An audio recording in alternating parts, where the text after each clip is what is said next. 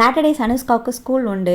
Next week ஃபுல்லாக வந்து பொங்கலுக்காக leave விடுறதுனால இந்த வாரம் வந்து சாட்டர்டே அன்னைக்கு ஸ்கூல் வச்சுருக்காங்க. அதனால் போயிருக்கா.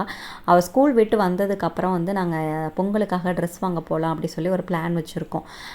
ஆனால் வந்து அதே ஒரு கன்ஃபியூஷன்லேயே இருக்கும். இன்னைக்கு போகலாமா இல்லை நாளைக்கு போகலாமா அப்படின்னு சொல்லிட்டு இன்னும் வந்து கன்ஃபார்ம் ஆகலை. இருந்தாலும் நம்ம எதுக்கும் ரெடி ஆகிட்டு லஞ்சை செய்ய ஸ்டார்ட் பண்ணலாம் அப்படின்னு சொல்லிட்டு ரெடி ஆகிட்டு இன்றைக்கி மோர் குழம்பு தான் ரெடி பண்ணிகிட்டு இருந்தேன். நான் எப்பொழுதுமே வந்து வெண்டைக்காய் பூசணிக்காய் போட்டு தான் மோர் குழம்பு ரெடி பண்ணியிருக்கேன். டிஃப்ரெண்ட்டாக அந்த டைம் வந்து மசால் வடை போட்டு ரெடி பண்ணி பார்க்கலாம் அப்படின்னு சொல்லிட்டு ரெடி பண்ணி பார்த்தேன். எனக்கு வந்து அது அவ்வளோவா அந்த டேஸ்ட் பிடிக்கல. மசால் வடையை அப்படியே சாப்பிடும்போது தான் அப்படியே சூப்பராக இருக்கும். அது வந்து அந்த மோரில் ஊறினதுக்கு அப்புறம் எனக்கு அந்த அளவுக்கு அந்த டேஸ்ட் அவ்வளோவா பிடிக்கல.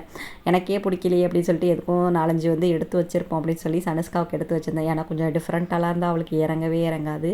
அவள் வந்து தான் அவளுக்கு தனியாக எடுத்து வச்சுருந்ததை வச்சு மோர் குழம்புல உள்ளதையும் போட்டு சாப்பிட கொடுத்தேன். சூப்பராக சாப்பிட்டுட்டா. குட்டி பாப்பா ஒரே ஆட்டம் தான் ஈவினிங் ஆனதுலேருந்து.